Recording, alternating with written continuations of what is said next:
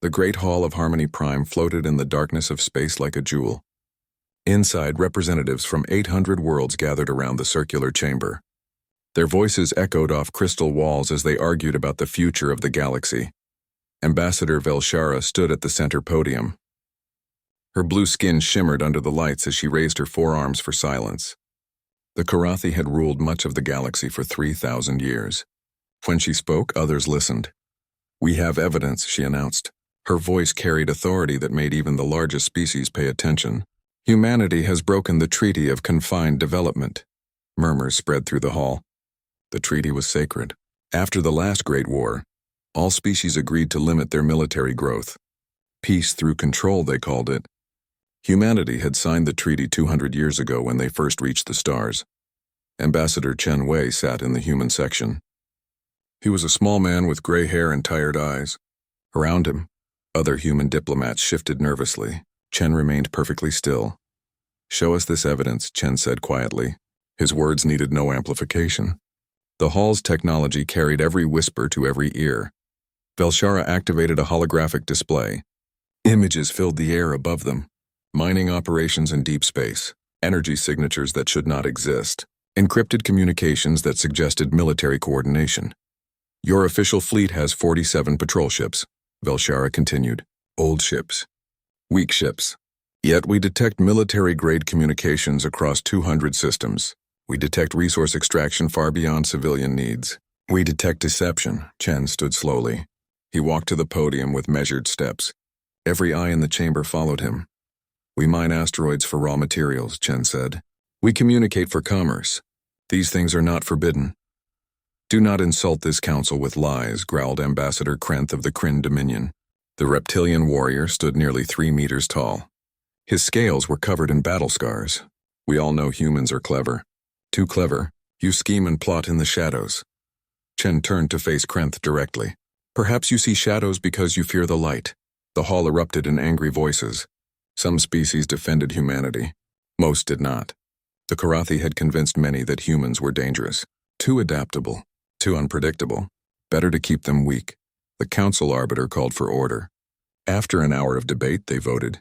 Sanctions against human worlds. Inspections of all human facilities. Reduction of the human fleet to 20 ships. Chen listened to the verdict without expression. When they finished, he simply nodded. "We will respond to these measures appropriately," he said. Then he left the chamber. That night, Chen sat alone in his quarters aboard the Earth Embassy ship. The stars stretched endlessly beyond his window. A communication device on his desk blinked with an encrypted message. He activated it.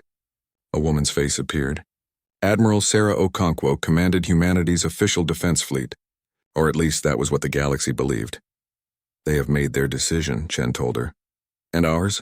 Sarah asked. "Not yet. We must be patient. 3 months passed. The Galactic Council sent inspection teams to human worlds.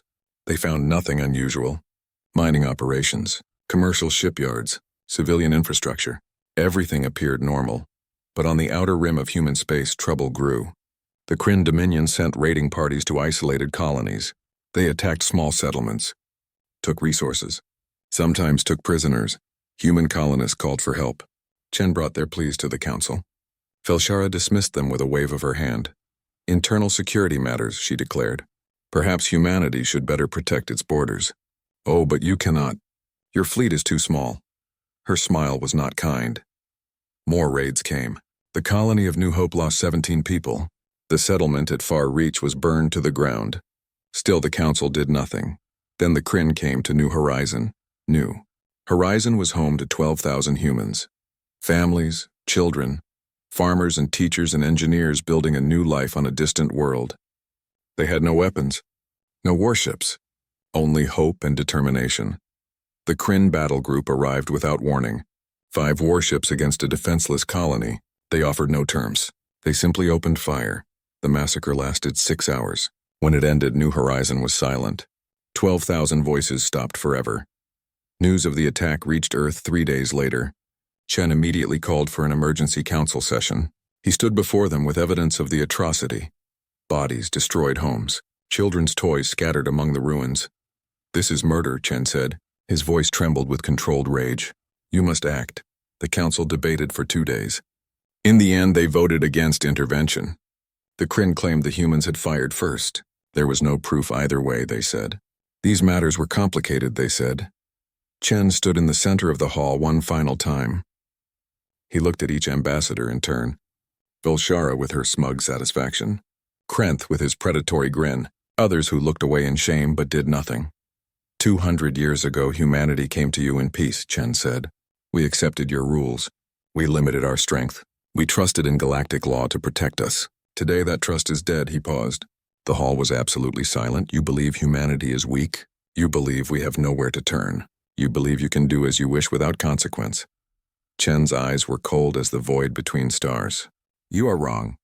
Humanity remembers everything, and we pay our debts. He touched a control on his wrist.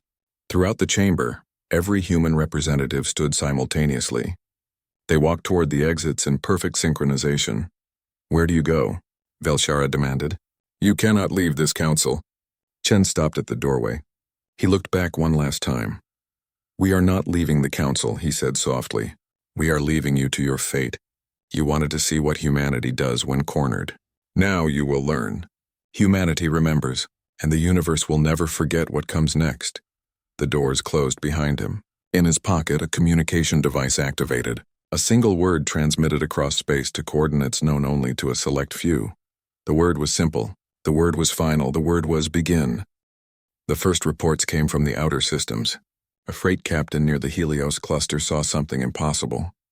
A warship appeared beside her vessel, not emerging from faster-than-light travel, not accelerating from distance, simply there as if it had always existed. The ship was massive. Its hull was black as midnight, absorbing light rather than reflecting it.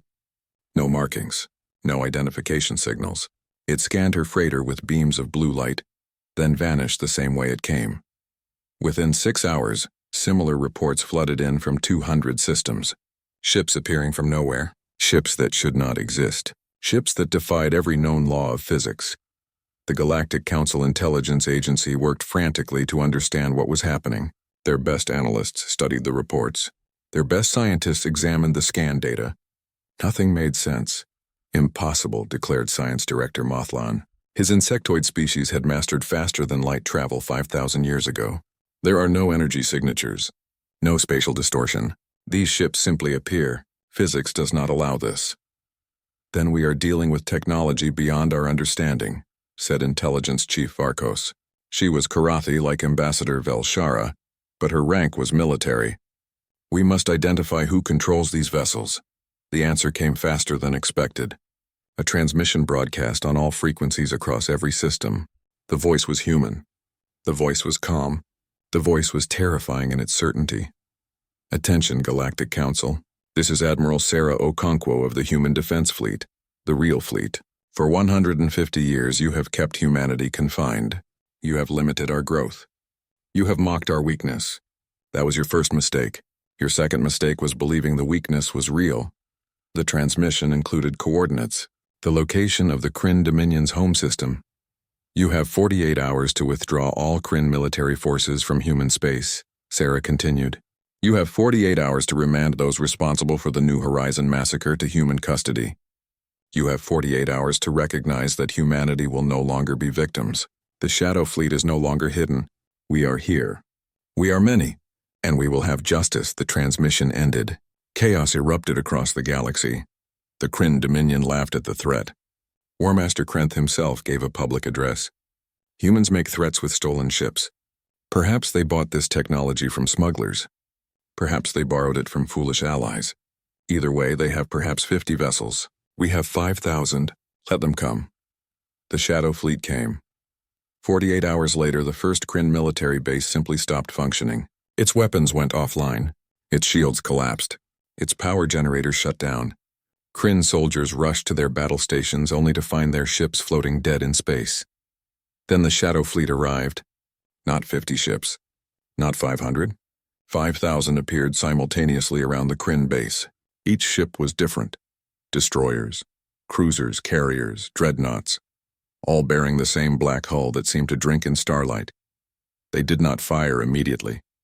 They simply surrounded the base in perfect formation. A message transmitted to the Kryn commander. Surrender. You will not be harmed. You will be imprisoned. You will face trial for your crimes, but you will live. Resist, and we will remove you from your ships and leave you floating in the void. Choose now. The Kryn commander chose to fight.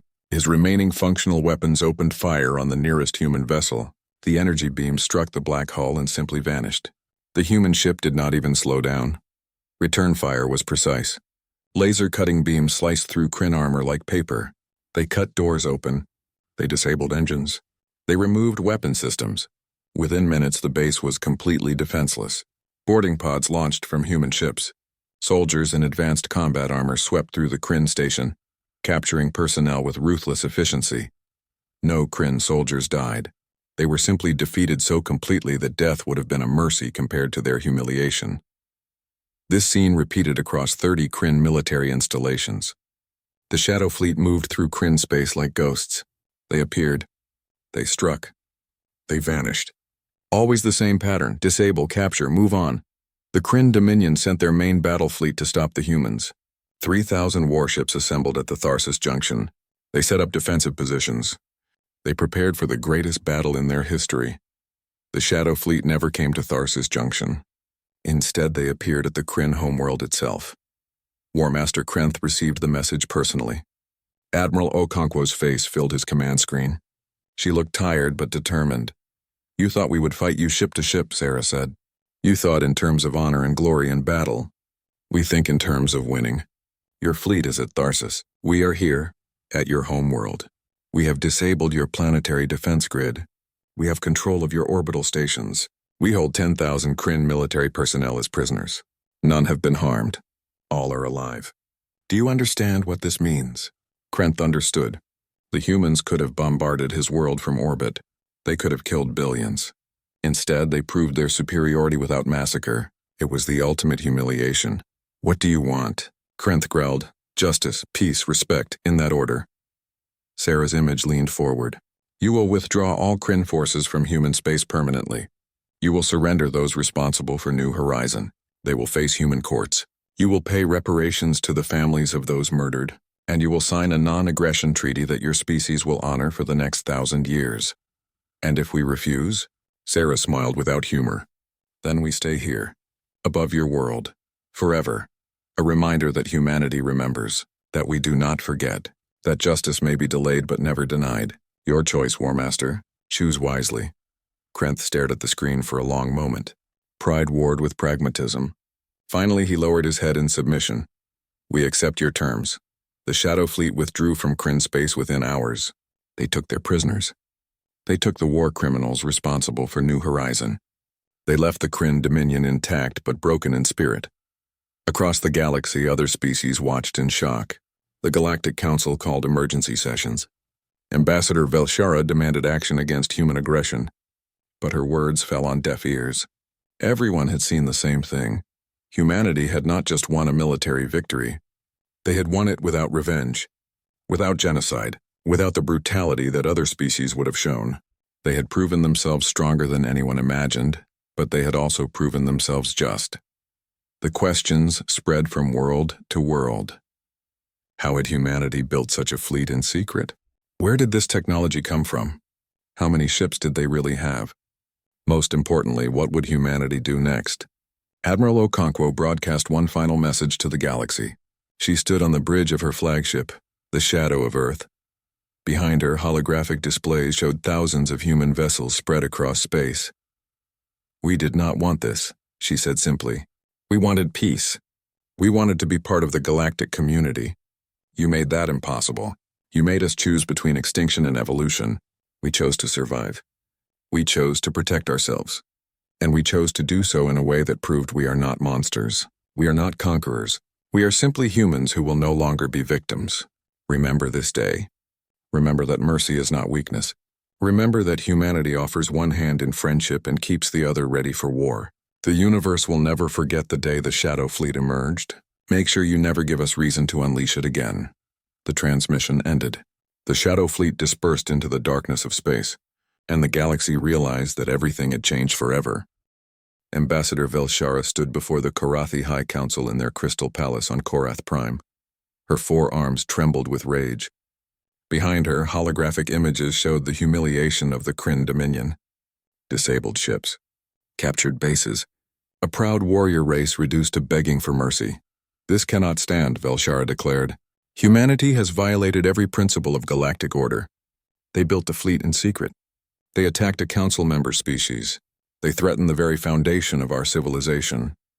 The High Council members shifted in their seats. They were old, these rulers of the Karathi Empire. They remembered when their species dominated half the galaxy through military might. But that was before the Great Wars, before the treaties that limited everyone. What do you propose? Asked High Chancellor Morthek. His voice carried the weight of 3 centuries of rule. We assemble a coalition fleet. We demonstrate overwhelming force. We make humanity understand they cannot threaten the established order. Velshara's eyes gleamed with cold determination. We remind them why the Galactic Council has maintained peace for 1,000 years. Through strength. Through unity. Through the willingness to crush those who threaten stability. Within weeks, the call went out across Council space. 30 species answered. They feared what humanity represented. Not just military power, but the idea that the old rules no longer applied. That a confined species could break free. That the Council's authority was not absolute. The coalition fleet assembled at Proxima Threshold, a system on the edge of human space. 15,000 vessels from 30 different civilizations. Carriers that launched fighter swarms, dreadnoughts with weapons that could crack planets, cruisers equipped with shields that had never been breached. It was the largest military force assembled in 500 years. Surely the council leaders thought humanity would surrender when faced with such overwhelming power. They sent their demands: dismantle the Shadow Fleet, submit to permanent oversight, accept reduced territory and eternal limits on growth, agree or face annihilation. Admiral Sarah Okonkwo responded within hours. She appeared on every screen in the coalition fleet. Behind her, tactical displays showed human ships moving into position. You have chosen war, Sarah said quietly. You could have chosen peace. You could have chosen to accept us as equals. Instead, you choose to attack. Very well, we accept your challenge. The Shadow Fleet will meet you at Proxima Threshold. Come and teach us our place. We are eager to learn. The coalition fleet waited in formation. Velshara commanded from the massive Korathi dreadnought Eternal Might. Around her, admirals from 36 species coordinated their forces. They had trained for this. They had simulated every scenario. They were ready. The human fleet arrived exactly on schedule. But something was wrong. The coalition scanners counted only 5,000 human vessels. Where was the rest of the Shadow Fleet? Where were the tens of thousands of ships that reports claimed existed? They are bluffing, Velshara announced. They show weakness. All ships prepare to engage. Show them the price of defiance. The battle began. Coalition ships opened fire with every weapon they possessed. Energy beams crossed the void. Missiles launched in clouds of thousands. Fighter craft swarmed forward in attack formations perfected over centuries. The human ships did not fire back immediately. They simply moved, and their movement was impossible. Human destroyers phased between dimensions. One moment visible, the next gone, reappearing kilometers away. Coalition targeting systems could not lock on. Weapons struck empty space where human ships had been nanoseconds before. Human cruisers split into multiple fragments, each piece operating independently. What looked like one ship became 12 smaller vessels, surrounding coalition dreadnoughts from every angle. Human carriers launched drones that were not simple machines. They coordinated in swarms of thousands, each one learning from the others, adapting to coalition tactics in real time.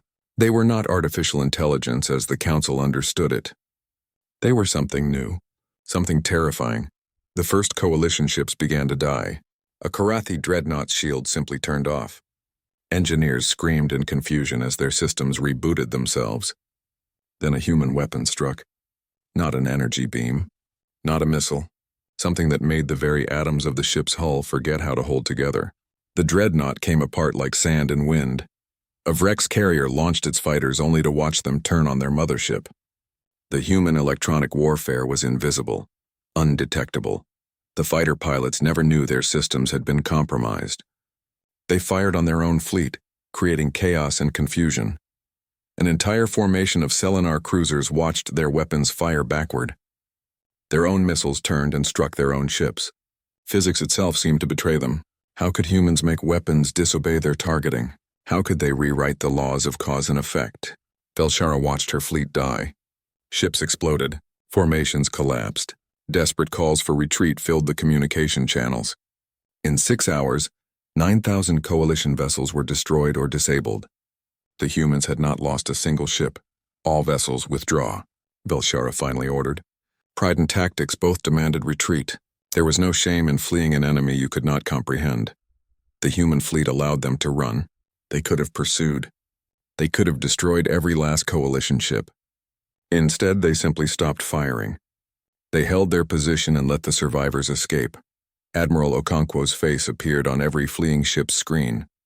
"Go home," she said. "Tell your leaders what you witnessed here. Tell them that humanity does not want to rule the galaxy. We only want to live in it as equals. Tell them that we demonstrated mercy today. Tell them that next time we might not be so kind. Go, run, remember." The coalition fleet limped away from Proxima Threshold. 9,000 ships lost, hundreds of thousands dead. The worst military defeat in Council history. All because they underestimated humanity. Velshara returned to Korath Prime in disgrace. She stood before the High Council once more. This time she did not demand action. She had no demands left. "They are not stronger because of their numbers," she reported. "They are stronger because their technology makes ours look primitive. They are stronger because they think in ways we do not understand. They are stronger because they prepared while we grew comfortable. We cannot defeat them, not now, perhaps not ever." The High Council sat in silence. Finally, High Chancellor Morthek spoke. "Then what do? "We negotiate," Velshara said. The words tasted like poison. "We recognize them as equals. We reform the Council to include them. We adapt or we die." News of the battle spread across the galaxy within days. The Council's authority shattered. Some species immediately sought diplomatic relations with humanity. Others retreated into isolation, fearing they would be next. But humanity did not pursue conquest. The Shadow Fleet dispersed across space, defending human worlds but making no aggressive moves. Admiral Okonkwo broadcast humanity's terms: simple, direct, fair, equal representation in a reformed galactic assembly. Abolishment of all species-limiting treaties. Mutual defense pacts for all who wanted them. Protection for weaker species. Shared technology programs. A new galactic order based on respect rather than fear. Some species accepted immediately. Others hesitated. A few refused outright. They called humanity tyrants, conquerors, monsters who hid behind words of peace while wielding terrible weapons. On Earth, in the capital city of Geneva, crowds gathered to watch the news. They celebrated victory. They mourned those lost. They debated what it all meant. In a quiet apartment overlooking the city, Ambassador Chen Wei watched the celebrations with mixed feelings. His aide, a young woman named Maya, sat beside him. "We won," Maya said. "We proved ourselves. The galaxy will respect us now." Chen nodded slowly. "Yes, we won. But I wonder at what cost. We built weapons in secret. We planned for war while speaking of peace. We became the very thing we always feared, strong enough to hurt others. Does that make us different from the species we opposed?" "We showed mercy," Maya argued. "We could have destroyed the coalition fleet. We let them retreat. This time," Chen said softly. "But what about next time? What happens when someone threatens us again? Will we show mercy twice? 3 times? Or will we decide that mercy is weakness? Power changes those who hold it. The Shadow Fleet makes us strong, but will it also make us cruel?" Maya had no answer. In the streets below, the celebrations continued. Humanity had won its place among the stars, but the hardest battles were yet to come. Not against external enemies, but against the darkness that lived in every species' heart. The temptation to use power. The desire to dominate. The belief that might makes right. The universe would never forget the day humanity revealed the Shadow Fleet. The question remained: would humanity remember why they built it in the first place? For defense. For justice. For peace. Not for conquest. Not for glory. Not for empire. Time would tell if they could stay true to those ideals. Time would tell if power would corrupt them. Time would tell if the Shadow Fleet would remain a shield or become a sword. The stars watched and waited to see what humanity would become. 6 months after the Battle of Proxima Threshold, the galaxy looked very different. The old Galactic Council had dissolved. In its place, the Galactic Assembly formed with representatives from 60 species. Humanity held seats equal to any other race. The Treaty of Confined Development was abolished. Species could now develop as they wished, limited only by mutual agreements and basic rules against genocide. Many species welcomed the changes. The Talari, who had lived under Karathi domination for centuries, celebrated their new freedom. The Minoans, small traders who had been bullied by larger empires, found human protection valuable. Dozens of smaller civilizations saw humanity as liberators, but others saw only tyranny with a human face. They whispered that humanity had simply replaced one empire with another, that the Shadow Fleet enforced peace through fear rather than law, that humans spoke of equality while pointing guns at anyone who disagreed. These whispers grew into something darker. In the shadows of space stations and hidden colonies, a new alliance formed. They called themselves the Liberation Pact. 23 species united by their hatred of humanity's new power. The Liberation Pact began with propaganda. Messages spread through underground networks. Videos showing human warships looming over alien worlds. Stories of human arrogance and human cruelty. Most were exaggerations. Some were complete lies. But fear does not need truth to spread. Then came the violence. A bomb on a human trade station killed 40 people. Sabotage of a human colony's life support systems killed 200. An assassination attempt on Ambassador Chen Wei failed, but killed 6 of his staff members. Admiral Sarah Okonkwo convened an emergency meeting of her senior commanders aboard the flagship Shadow of Earth. The holographic table displayed recent attack sites across 15 systems. They are using terror tactics, explained Commander James Harrison, Chief of Intelligence. Small cells, coordinated timing, maximum civilian casualties to create fear and anger. Do we know who leads them? Sarah asked. We have intelligence pointing to several species. The Zanari provide funding. The Vorlok supply weapons. The Kalesh provide safe havens. But the real leadership remains hidden. Captain Elena Rodriguez spoke up. She commanded a battle group patrolling the outer territories. Admiral, my crews are angry. We protect these aliens and they kill our civilians. My officers want permission to retaliate. Retaliate against whom? Sarah asked sharply. The Zanari government denies involvement. The Vorlok claim their weapons were stolen. The Kalesh say the terrorists act without official support. We cannot punish entire species for the actions of extremists. Then what do we do? Elena demanded. Watch our people die. Sarah stood and looked at each officer in turn. We remember who we are. We built the Shadow Fleet to protect, not to terrorize. If we respond with overwhelming force against civilians, we prove the Liberation Pact correct. We become the monsters they claim we are. So we do nothing, another commander asked bitterly. We do what humans do best. We adapt, we investigate. We find the real leaders and we bring them to justice. Not revenge, justice. Sarah's voice was steel. I will not allow this fleet to become a weapon of indiscriminate violence.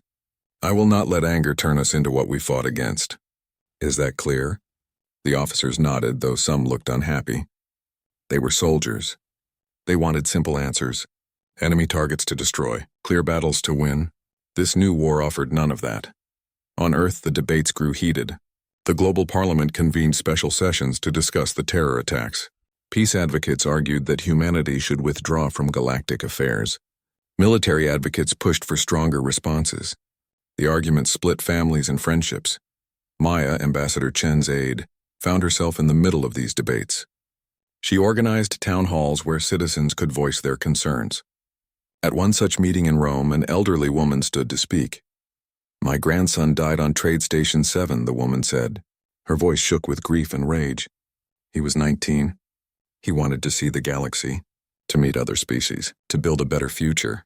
They killed him with a bomb. And what does our government do? They talk, they investigate, they show restraint. Where is justice for my grandson? The room erupted in applause. Maya felt the anger and pain washing over her. These people wanted action. They wanted someone to pay for their losses. She understood completely. But she also understood what uncontrolled retaliation would mean. More death, more hatred, an endless cycle of violence that would consume everything humanity had achieved. I cannot give you the answer you want, Maya told the crowd. I cannot promise quick revenge, but I can promise that we will not become murderers ourselves. Your grandson died because extremists fear what humanity represents. Not domination, not empire, but the idea that different species can live together as equals. If we respond with mass violence, we prove them right. We dishonor everyone who died believing in a better future. Some in the crowd nodded. Others shouted in anger. There were no easy answers. There was only the hard work of maintaining principles in the face of tragedy. The Liberation Pact struck again. This time they targeted not humans but alien species allied with humanity. A Talari school was bombed. A Minoan hospital was poisoned. The message was clear. Those who sided with humanity would pay the price. The Galactic Assembly convened an emergency session. Representatives demanded action. Some called for martial law. Others wanted full military deployment to suspected Liberation Pact strongholds. Ambassador Chen stood before the assembly. He looked older than his years. The attacks had taken their toll on him personally, but his voice remained steady. We face a test, Chen said, not of our military strength. We proved that at Proxima Threshold. This is a test of our character. The Liberation Pact wants us to overreact. They want us to bomb civilians. They want us to prove that might makes right. They want us to become tyrants so they can claim justification for their terror. But people are dying, shouted a Talari representative. My people are dying. What good is character if we are all dead? Character is the only thing that separates us from animals, Chen replied. We can kill. Any species can kill. The question is whether we can show restraint, whether we can pursue justice without becoming murderers ourselves, whether we can build something better than the cycle of violence that has plagued this galaxy for millennia. The Assembly voted to support targeted operations against confirmed Liberation Pact cells, not mass bombardments, not collective punishment, precise strikes based on solid intelligence. It was not what everyone wanted, but it was the path that preserved humanity's principles. The Shadow Fleet deployed special operations teams, small groups of soldiers trained in precision combat. They infiltrated Liberation Pact cells. They gathered intelligence. They arrested leaders when possible. They eliminated threats when necessary. It was slow work, dangerous work. More soldiers died in these operations than in the Battle of Proxima Threshold. But slowly, the Liberation Pact began to crumble. Without popular support, their recruiting dried up. Without sanctuaries, their cells were exposed. Without funding, their operations became desperate and sloppy. Then came the breakthrough. Intelligence operatives tracked a coded transmission to a hidden base in the Cygnus sector. The base was not owned by any Liberation Pact species. It belonged to someone else entirely. Admiral Okonkwo studied the intelligence report in her private quarters. Commander Harrison stood beside her, his face grim. The base belongs to the architects, Harrison said, an ancient species. They have been isolated for millennia. We thought they were extinct. Why would an ancient species support the Liberation Pact? Sarah asked. Because they fear us, all of us. Every younger species in the galaxy. Our intelligence suggests they have been manipulating galactic events for thousands of years. They want to keep everyone else divided and weak. Sarah felt a chill. The Liberation Pact is not acting independently.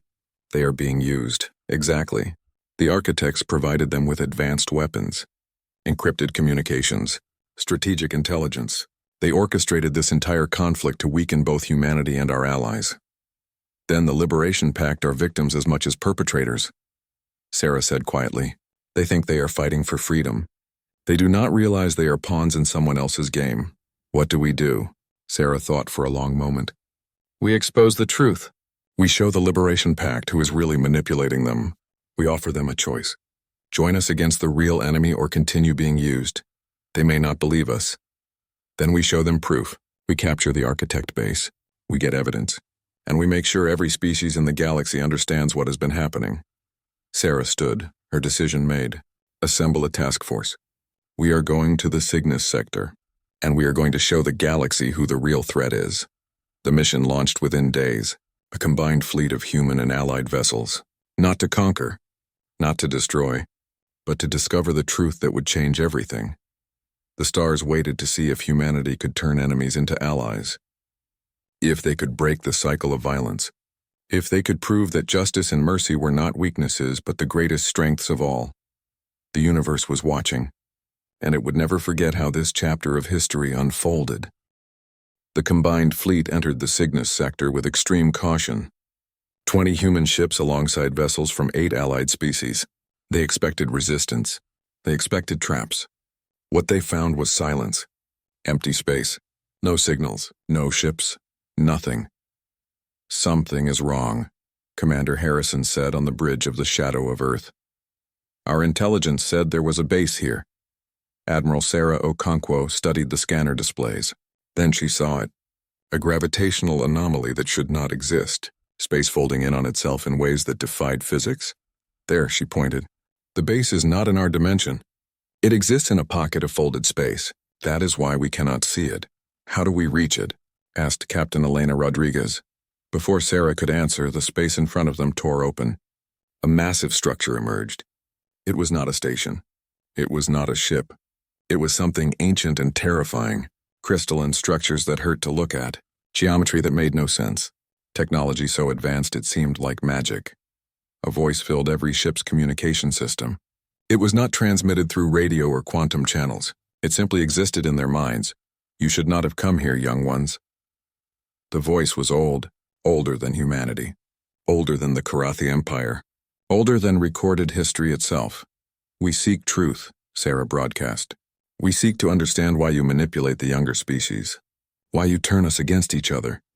We protect the galaxy," the voice responded. "You young species are dangerous. You expand, you war, you destroy. We learned this lesson 10 million years ago. We nearly destroyed everything. Now we ensure others do not repeat our mistakes." A holographic image formed in space. It showed the history of the architects. Once they had been like humans, curious, ambitious, expanding across thousands of worlds. Then they had developed weapons that could destroy stars. In their wars with other ancient species, they had sterilized entire sectors of space, billions of worlds rendered lifeless, trillions of beings dead. The survivors had retreated into their pocket dimension. They had watched the younger species emerge. And they had manipulated events to ensure no one else gained the power to repeat their mistakes. "You kept everyone weak," Sarah said. "You prevented progress. You orchestrated wars and conflicts to maintain control. We maintained survival," the voice countered. "Without our guidance, you would all destroy yourselves. You already show the signs. Humanity builds weapons in secret. Humanity strikes first and negotiates later. You are becoming what we once were. We cannot allow that." Sarah felt anger rising in her chest. "You do not have the right to decide our fate. You do not have the right to treat us like children who cannot be trusted with our own future. We have the right of power," the voice said coldly. "We survived when others did not. That gives us the right to protect the galaxy from itself." From the shadows of the pocket dimension, more structures emerged. Ships. Thousands of them, each one massive beyond comprehension. Each one armed with weapons that humanity could not understand. "You will withdraw," the voice commanded. "You will dismantle your shadow fleet. You will accept limits on your development. Or we will impose those limits ourselves." Sarah looked at her tactical displays.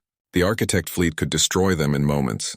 Every instinct screamed at her to retreat, to survive, to fight another day, but she had not come here to run. "We will not surrender," Sarah said. "Not to you. Not to anyone. Humanity has earned the right to determine its own destiny. We may make mistakes. We may stumble. But we will do so on our own terms. Then you will die," the voice said without emotion, like so many others who refused wisdom. The architect ships powered up. Energy readings spiked across Sarah's instruments. They were about to attack. This was the end. Humanity had come so far only to face an enemy they could not defeat. Then something unexpected happened. A transmission came through. Not to Sarah's ship. To the architects. It came from the Liberation Pact. "Wait," said a voice Sarah recognized. It belonged to Commander Zethal of the Zanari. A Liberation Pact leader. "We demand to know the truth. Did you manipulate us? Did you use us to attack humanity?" Silence from the architects. Then, "We guided you toward necessary actions. Humanity needed to be contained. You served that purpose. You lied to us," Zethal said, his voice shaking with rage. "You told us humanity wanted to conquer the galaxy. You told us they were the threat, but you are the real tyrants. You manipulated us into becoming murderers." More transmissions came in. Liberation Pact cells across multiple systems broadcasting the same message. They had intercepted evidence from the architect base. Coded instructions. Strategic guidance, proof of manipulation. The entire conflict had been orchestrated. You turned us into weapons, Zethal continued. You made us kill innocents. You destroyed our honor. For what? To maintain your control? To keep us weak and divided? Admiral Okonkwo seized the moment. She broadcast on open channels that every ship in the sector could hear. Human, alien, Liberation Pact, everyone. The architects fear what we can become, Sarah said. Not separately, but together. They fear that if we unite, we will surpass them. They fear becoming irrelevant. So they manipulate us into fighting each other. They keep us small. They keep us afraid. But we do not have to accept their vision of the future. She paused, choosing her next words carefully. I cannot force unity. I cannot demand peace. But I can make an offer, to the Liberation Pact, to every species listening. Join us, not as subjects, not as conquered peoples, but as equals. Help us show the architects that we are not children to be controlled, that we can build something better than their fear-driven isolation. Noble words, the architect voice said. But words do not change reality. You are still too young, too dangerous, too likely to destroy yourselves. Then watch us, Sarah challenged. Watch us prove you wrong. Watch us build a civilization based on cooperation instead of domination. Watch us solve our problems without destroying the galaxy. And if we fail, you can say you were right. But give us the chance to try. And if we refuse? Sarah took a deep breath. Then we fight. We will lose. Your technology is superior. But we will fight anyway. Because freedom is worth dying for. Because self-determination is worth any price. And every species watching will see that the mighty architects fear younger races so much, they must destroy us rather than let us choose our own path. Silence stretched across space. Seconds felt like hours. The architect ships held their firing positions. Sarah's fleet held steady, prepared to die if necessary. Then slowly the architect ships powered down their weapons. You are fools, the voice said. But perhaps that is what the galaxy needs. Foolish courage instead of wise fear. We will withdraw to our pocket dimension. We will watch, but we will no longer interfere. Prove us wrong, young ones. Show us that you can build without destroying, that you can grow without consuming, that you can achieve power without falling to its temptations. The massive architect structures folded back into their hidden dimension. Space sealed itself. The ancient species withdrew, leaving the younger races to determine their own fate. In the aftermath, an emergency conference convened in neutral space. Representatives from the Liberation Pact met with the Galactic Assembly. The conversations were difficult, painful, full of anger and grief. But they talked. Commander Zethal faced Ambassador Chen directly. We killed your people. We cannot undo that. We cannot ask forgiveness for what we did, even if we were manipulated. Chen looked at the Zinari commander for a long moment. You were used. We were all used. The architects played on our fears and differences. But we can choose how this story ends, with more bloodshed, or with something new. The choice is ours now. Over the following months, treaties were signed. The Liberation Pact dissolved. Its member species joined the Galactic Assembly with full rights and representation. War criminals on all sides faced justice in new international courts. It was messy. It was imperfect. But it was progress. The Shadow Fleet underwent transformation. No longer just a human military force, it became a truly galactic defense organization. Ships from dozens of species joined the fleet. Shared technology programs accelerated development for everyone. Former enemies trained together, fought together, built trust through shared sacrifice.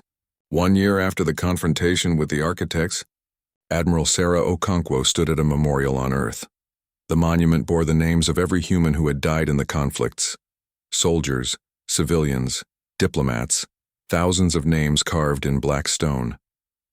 Ambassador Chen stood beside her. He was preparing to retire. The years of service had aged him beyond his actual years. Do you think we made the right choices? Sarah asked quietly. Chen smiled slightly. I think we made human choices. We adapted when we had to. We fought when necessary. We showed mercy when possible, and we built something instead of just destroying. History will judge whether that was right. But I can live with what we did. The architects are still watching. They could return. They could decide we have failed their test. Then we will face that when it comes. But we will face it together. Not as divided species fighting each other, but as a unified civilization that chose cooperation over conflict. Chen placed a hand on the memorial stone. These people died so we could have that choice. Let us make sure their sacrifice was not wasted. Sarah nodded. In orbit above Earth, the Shadow Fleet held formation. Human dreadnoughts alongside Zenari cruisers. Talari carriers next to Karathi destroyers. Former enemies, now allies. The fleet was no longer just humanity's weapon. It was everyone's shield. Across the galaxy, on thousands of worlds, billions of beings went about their lives. They traded. They learned. They argued and compromised and slowly built something new. There were still conflicts, still disagreements, still the occasional violence. But the cycle of manipulation had been broken. The younger species now wrote their own story. In their pocket dimension, the architects watched. They did not interfere. They simply observed. Perhaps they hoped the younger species would fail, proving their ancient wisdom correct. Perhaps they hoped they would succeed, showing that a new approach was possible. Only time would tell. But one thing was certain. The universe would never forget the day humanity revealed the Shadow Fleet. The day they proved that strength combined with mercy could change everything.